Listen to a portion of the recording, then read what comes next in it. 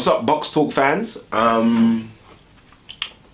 Flipping hell, so we're getting some, I don't know if I'm gonna go call it heat or love on our Twitter page for like why we haven't done videos and so on and so forth. And truth be told, it's just a case of Ryan's got so much going on. You guys will soon know about that. And I'm just over here in Nigeria, well, between Nigeria and South Africa at the moment, doing bits and bobs, so it's just very difficult to just sit down. You guys see me on Twitter all the time. I'm like Twitter crazy right now, just to kind of keep you guys a bit interested and kind of give you a bit of my thoughts and what I'm thinking about certain things. So many videos I wanted to have done that I couldn't do, so apologies. I am back in the UK in what, 2 to 3 weeks time, so hopefully me and Ryan will definitely hook up and give you guys a lowdown on so much what's going on in the world of boxing. What I wanted to touch on right now was a subject that's been trending quite a bit, and that's the Golovkin-Canelo kind of back and forth. Look, a simple question I was asked by someone the other day is, will we ever see Gennady Golovkin versus Saul Alvarez? And the simple answer to that question is no. I don't think we will, if I'm honest with you. I've heard a few pros, pundits, a few people I respect in the game say we will in 2017. And personally, I just can't see why or how that would happen. And this is why.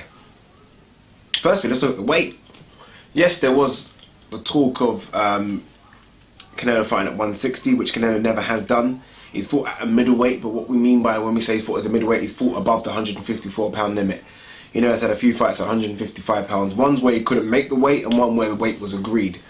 So he's never fought at 160. Why would he? We saw the other day he looked great against Liam Smith at 154. I still think there are... Look, Canelo's in a position where every fight for Canelo's a money fight. Canelo generates money because he does good pay-per-view numbers, he does good attendance and gate record numbers. What was at the Dallas Cowboy Stadium? 53,000, I think.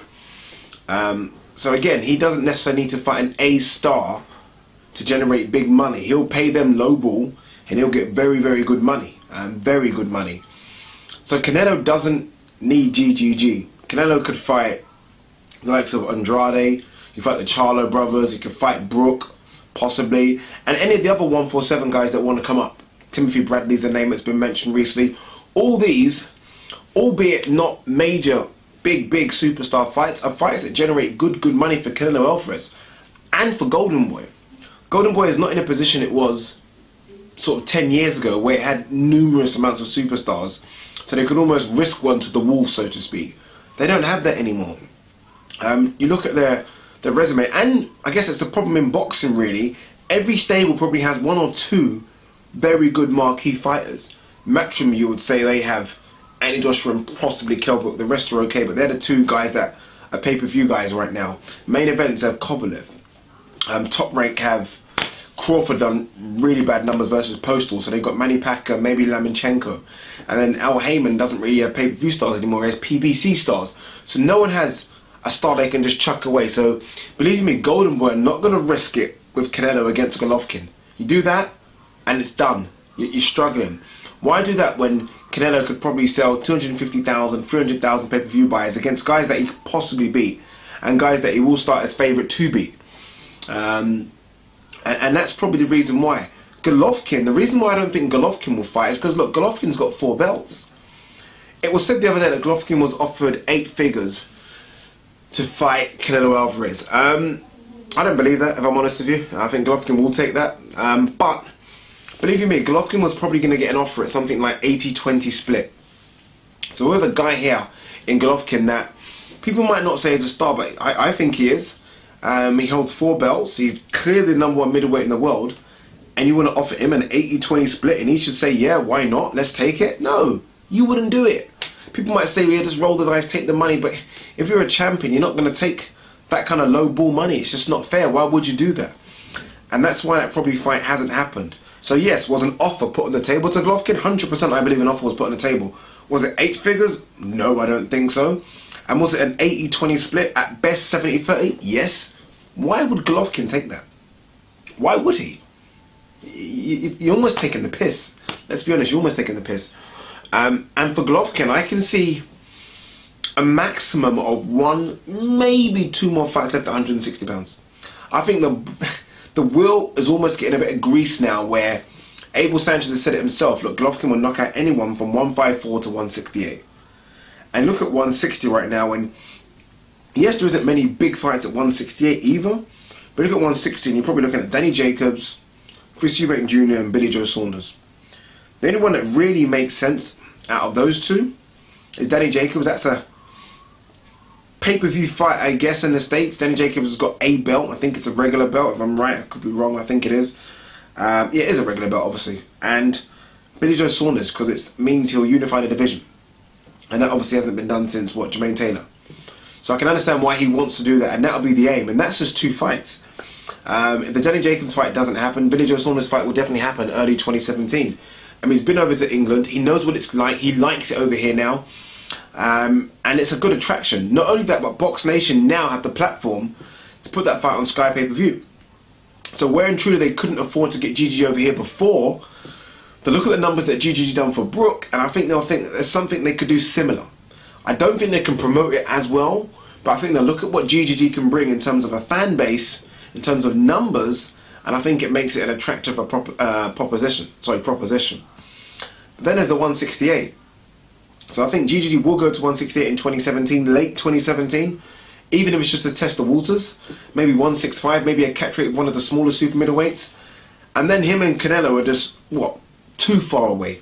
You know, Canelo comes to at 154, GGG will be at 168, and I think the gap's just too big then.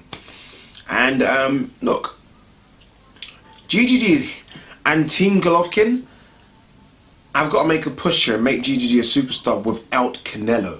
And I think they've already started doing it. I think, look, he sold out Madison Square Garden. I can't remember the other arena he sold out when he fought Dominic Wade. And obviously they're sold out at the O2 arena with Kell Brook. He is a big star, and they've got to stop thinking that he's not. He doesn't need Canelo as much as he thinks he does anymore. I don't believe so. Canelo brings a hefty payday, but Golovkin, look, Golovkin can bring a fair good payday if he takes the right matches at 168. I mean, there's a chance of Badou Jack, there's a chance of James DeGale. And James DeGale will do well here. I think Badou Jack will do well with a kind of Mayweather promotion push behind it in Las Vegas. So there's good opportunities there. That's why I don't think Golovkin Canelo happens. A, for the risk. B, for the weight. And C, because Golovkin thinks, I'm not taking low ball now because I'm also a superstar myself. It'll be very interesting to see what the pay-per-view numbers were for Golovkin Brook, and see what the pay-per-view numbers were for Liam Smith Canelo.